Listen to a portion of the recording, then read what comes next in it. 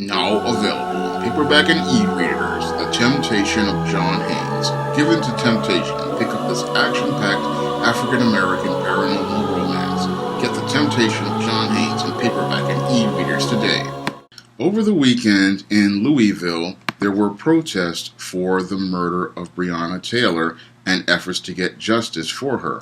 And in those protests, there was a shooting in Louisville's Jefferson Square Park, where an individual wound up losing his life. Now, the shooter, Stephen Lopez, is alleged to have taken out a gun to fire it in the air, and unfortunately, another protester wound up getting shot and killed and losing his life. Moreover, after your Stephen Lopez was alleged to have taken out this weapon and fired it in the air, others started taking out their guns in an effort to stop what they thought was a mass shooting, and this led to a complete marring of this protest, which was designed to try to get justice for Breona Taylor. Now, when I take a critical examination of this shooting at Louisville's Jefferson Square Park and Stephen Lopez's alleged behavior, I see yet another incident that fits right in line with the pattern and profile I discuss in my book, The Man Crisis.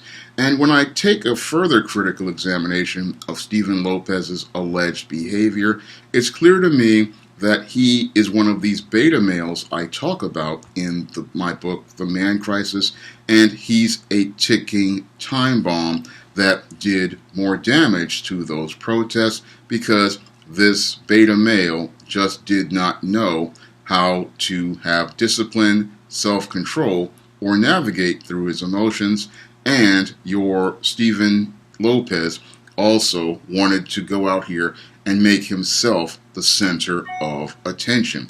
Now, your Stephen Lopez, as I see it, based on the reports I have read, is one of these textbook beta males, and he's one of these beta males who has a hard time dealing with discipline and self-control, because in order to participate in a political protest, an individual has to have discipline and self-control, because when you are challenging authority, you want to present an image that presents your argument in a way that makes it seem rational to people. Unfortunately, when it comes down to beta males, they oftentimes work on emotion, and they get so caught up in their emotions, they only think about what they're feeling and don't understand how their behavior affects the group. And your Stephen Lopez, it's clear to me from the reports, he didn't understand how his individual behavior was affecting the group of protesters, because many of the protesters there were telling him that his behavior was disruptive and his behavior was marring their cause. And even in the face of being told that his behavior was disruptive, because your Stephen Lopez didn't have any sort of discipline or self-control, he kept escalating his behavior. And because he didn't know how to navigate through his emotions, he just kept escalating that behavior until his disruptive behavior turned into this violence that cost a man his life. Because it is alleged that your Stephen Lopez had been arrested several times during the protest for his disorderly behavior, showing us that on both sides, the protesters were having a problem with him and law enforcement was having a problem with him due to his inability to control himself. Because, again, when you are in a protest, again, you're challenging the authority, and you have to know how to navigate through your emotions, because while you are passionate about trying to get justice for an innocent person like Breona Taylor, you don't want to further convict your cause by going out here and acting in an emotional fashion that tarnishes whatever goals you're trying to achieve. And your Stephen Lopez tarnished the goals that everybody was trying to achieve in getting justice for Breona Taylor by getting the officers who were alleged to have taken Breona Taylor's life charged with murder, And his violence made it where people were going to have a hard time at these protests further trying to present their argument, because what your Stephen Lopez was really upset about was that he was not going to be the center of attention with his disruptive behavior, and that's why he kept escalating his disruptive behavior. Because another trait that beta males participate in is being insecure, and your Stephen Lopez, from what I've read in the reports, was clearly insecure about not being the center of attention. And because he was insecure about not being the center of attention, this is why he continued to participate in disruptive behavior by getting loud and argumentative, and what people in some cases said was inciting riot-like behavior, because he wanted to be the center of attention. And when he saw that he wasn't the center of attention and people were correcting him for his behavior, he decided to escalate his behavior. Because when it comes down to beta males, when they see that they can't get the reaction out of people that they want, they escalate their behavior. So that's why this individual decided to bring a weapon to a peaceful protest. And he brought that weapon there not to protect himself like many of the other protesters were trying to do.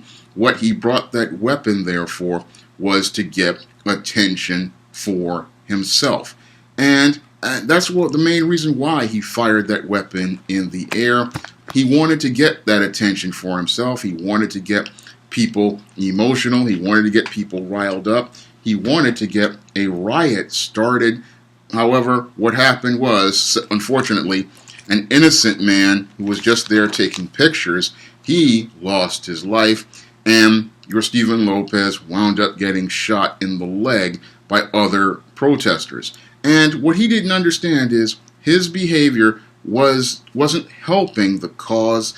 What his behavior was doing was harming the cause. But when it comes down to beta males, they don't really care about any sort of cause.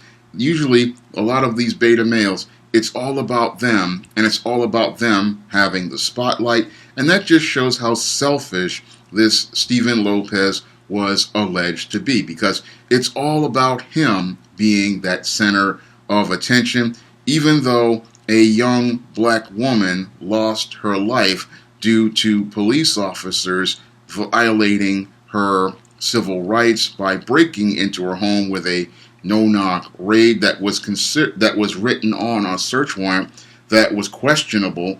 And people were marching and protesting for Breonna Taylor's life and trying to get her justice, but this guy, all he could think about was himself. And that just, again, shows you how disturbing the behavior of these beta males is, because he wanted to make it all about him, and he wanted to come in with this covert contract where he was, I'm marching and protesting for Breonna Taylor, when in actuality, all he wanted to do was get attention for himself. And that was the most troubling thing about this whole situation, how he just went there looking to get this attention for himself at a peaceful protest, and how he escalated his behavior to go out here and do more harm to the cause than good. And this is why people who are organizing protests really have to vet the people who you want to have in your march, because if you don't vet these people that you have in your march, they can go out here and harm your cause and prevent you from achieving the goals you want to accomplish. And this is something that the leaders of the old school civil rights movement did before they went out to march and protest. They always vetted individuals to see who would react and who would remain calm. And those who were getting emotional, those who were getting violent, those who were looking to incite riots, those individuals were told by these leaders of the civil rights movement of the 50s and 60s that they could not participate in the march. And they would test these individuals by going out here and doing things like pouring milk and water on them when they were making a staged version of the Woolworth counters. And again, they wanted to see if this individual would react because they did not want their cause tarnished by an emotional individual, and they did not want that emotional individual going out here and being the face of their movement, because they wanted the focus of their movement to be on getting their civil rights and exposing the hypocrisy of the United States government at the time. But when you don't have organization like Black Lives Matter does, what happens is emotional beta males like this wind up coming into your marches, coming into your protests, and doing more damage to your movement.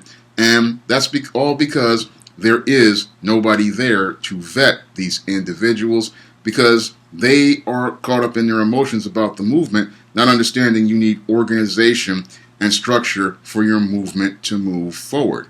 And you need people in charge who want to establish a standard for your movement, because when you have people establishing a standard for the movement, then you can vet your protesters, and your protesters will be focused on the cause of getting justice for the individual who has been done wrong by our criminal justice system.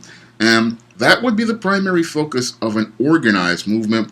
Unfortunately, Black Lives Matter isn't very well organized, and that's how ticking time bombs like this Stephen Lopez can become a part of the movement. And this is how ticking time bombs can be put into a protest, where they can wind up exploding in a rage and winding up doing harm to individuals in a movement. And that's the whole sad thing about this whole protest in Louisville.